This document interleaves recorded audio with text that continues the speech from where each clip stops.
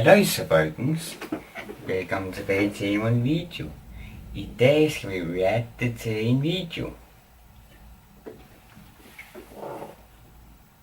Det er en video, der hedder Free Creepy True Pizza Delivery Horror Stories af Mr. Nightmare. En af mine yndlings creepypasta readers på YouTube. Nok min absolut yndlings, men han laver mest videoer, hvor han læser sande gyserhistorier. Jeg har nok allerede set min sidste reaktion-video, hvor det også var en Mr. Nightmare-historie. Og det her er en, hvor han læser 3 sande gyserhistorier om folk, der giver pizza, som kører ud med pizzaer på cyklerne. Så lad os gøre det her.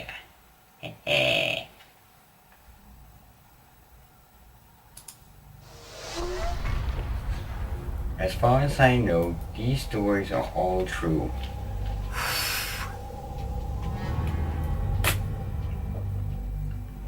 I'll never forget this night. The pizza place I worked at was about to close, and I was getting ready to go home when the phone rang. I was working the counter alone that night, so I was taking calls. I picked up the phone. There was complete silence, so I hung up. About a minute later, the phone rings again. So I pick up again. Still silence. I was about to hang up again when I heard the very weak and cold voice of an old woman on the other end. She said she wanted a regular pie delivered. I remained polite on the phone, but on the inside I was screaming. I just wanted to get home and end my shift. I called out to my boss that somebody is requesting a delivery. He told me I had to go. I was upset at first, but I realized it's another tip, and the old ones usually tip the most, so I decided it was okay. I took down the address and told her I would be there soon, but she had already hung up. I thought that was rude, but I ignored it and yelled to the chef that I needed one regular. My boss told me to just go home after the delivery as the place would be closed. So a little before 10 o'clock, I got in my car and put the address into my GPS. The house was 7 miles away. The GPS took me to the quiet side of town. Okay. I arrived to the house. It was a small, one-floor house on a very quiet and empty block. I took the pizza and walked up to the door and rang the doorbell. There were no lights on in the house. I hoped that she hadn't given me the wrong address. I rang the doorbell again. There was still no answer. I was about to give up when I turned my head and saw somebody standing at the window. I got a little freaked out and backed up at first, but I eventually got closer to the window to see the person. It was an old woman, probably in her late 70s. She was just staring at me with a blank expression. Okay, I yelled to her through the glass that I had her pizza. She didn't react to what I said, so I screamed it louder. A big smile ran across her face. Not a pleasant, genuine smile. It was a smile that sent chills down my spine. I still remember that exact face she made through the window. I decided that I was freaked out enough and got back to my car and set the pizza in the passenger seat. I had to text my boss about this. I shot him a quick text and started my car, ready to get the hell away. I looked to my right to get one more look. Standing right outside my passenger side window, giving me the same stare she had given me before. I put my car into and floored it down the street, not looking back.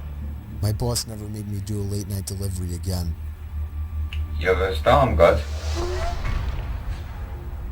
This is supposed to say 2. I don't know what happened, probably a recurring glitch. Okay, the bad glitch, okay. This happened 4 years ago when I was still in high school. I was told to do my last delivery of my shift. I got in my car, which was a 1999 Camry, perfect for delivering pizzas. I GPSed the address on my phone. I live upstate in the country, so all pizza deliveries were long drives. I remember the sun was starting to set, so it was probably around 7 o'clock. I'd say after a good 15 minutes of driving through the foresty dirt roads, my GPS said I had arrived. It was an old little cottage-like house made almost entirely of wood. It was sitting all by itself in the middle of absolutely nothing but forest. The lawn was completely unkept, as the grass was almost at knee height. Okay, jeg skulle godt nok lige til at sige, at det lød hyggeligt, men da jeg lige tænkte over det, et hus, der er helt lavet af træ, som ser forladt ud, i en skov, midt om natten, det lyder ret skræmmende. Det lyder ikke hyggeligt, det lyder uhyggeligt. Jeg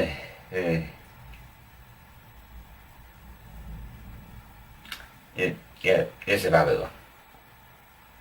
Used to this kind of thing, so I didn't think much of it. I took the pizza to the front door.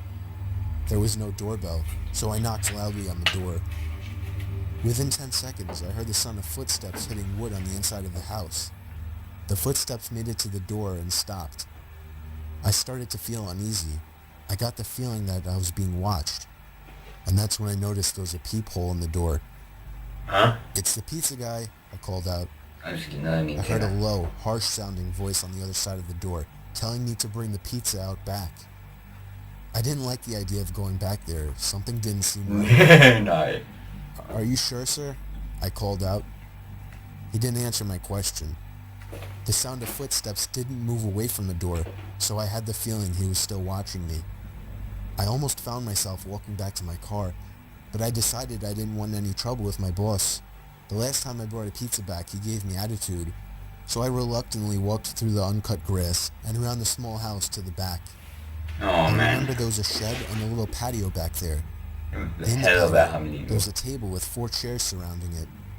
In one of the chairs, facing away from me, I saw the head of somebody sitting in the seat. I began walking over and said, "Excuse me," but the person didn't even move an inch. "Excuse me," I said again louder. Then from behind me, I heard, "Psst, over here." I turned around to see a man poking his head out from the corner of the house, looking at me with a crazed smile. "Come over here, I want to show you something." I freaked out, turned around, and ran around the house in the opposite direction, back to my car, for some reason still holding the pizza. I got in my car, started it, and got away from there. On my way back to the pizzeria, I pulled over to the side of the road and called the police. Eventually, I was informed that there was no sign of anybody having been in that house for a long time. I quit my delivery job a few days after that. I have no idea what would have happened to me had I gone up to that man, but to this day, I still wish I had just turned my head to see who or what was sitting in that patio chair. Okay, det er den sidste historie. Det her skulle have sagt 1.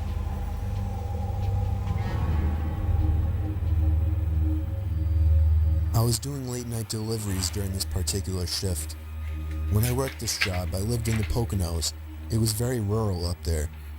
I often found myself driving down roads surrounded by nothing but trees, just like this night. Only it was dark and foggy this time. Driving down a shortcut to town that I had taken many times before, I slam on the brakes when I see somebody jump out from the bushes onto the road. The sickening bump and thump from the front of the car confirmed that I had hit the person. I put my hand to my forehead, cursing to myself. I couldn't believe what just happened. I just hit a person. Jeg har ingen anelse om, hvordan jeg ville reagere, hvis det var mig. Seriøst. Hvis jeg lige fandt ud af, at jeg havde hit en person. Ja, jeg ved slet ikke, hvad jeg ville gøre.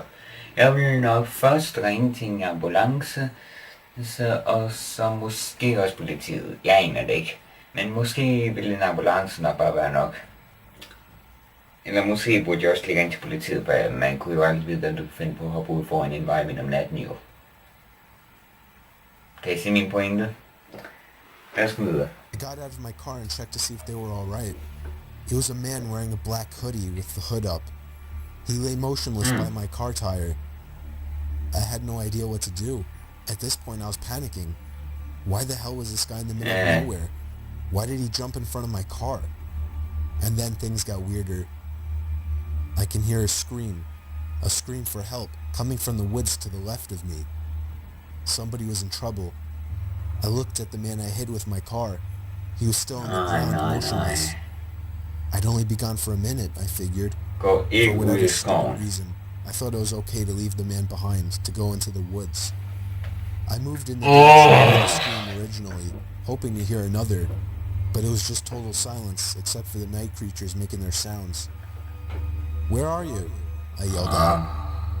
It was at that moment I heard the sound of a foot crushing the leaves on the ground.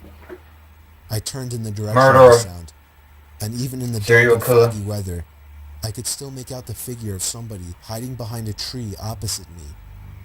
I ran as fast as I could back to my car, looking back constantly to make sure I wasn't being followed. When I got back to my car, the man I had hit was gone. I didn't stick around to wonder where he went. I just got back in my car and proceeded down the road. My heart was racing the whole drive through, but I still ended up delivering the pizza. I got to the house, and when I rang the bell, a middle-aged woman answered. After paying, I noticed that her eyes focused on something behind me, and then she asked me, "They let you guys have delivery partners now?" I was confused and asked her what she meant, and she told me, "You got someone with you in your car." I felt a pain in my stomach as I turned and saw somebody sitting in the backseat of my car. I called the cops using the woman's phone, and they arrived shortly after, but the person in the backseat of my car was already gone. The scariest thing about this whole story, the police found a blood-stained knife on the floor of my car where the man was hiding. This memory still haunts me every day, and I can genuinely tell you, it's painfully scary just to imagine how things could have turned out if I hadn't made the delivery.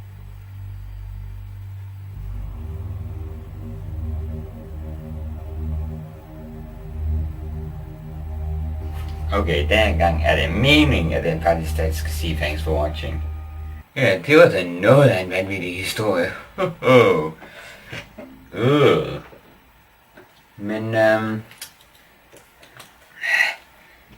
Ja, det var så alt, hvad jeg havde på denne her gang, folkens. Jeg håber, I kunne lide videoen.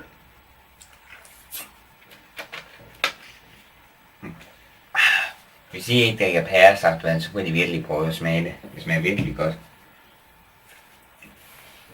Nå, men det var så alt, hvad jeg havde for i dag, folkens, og bye!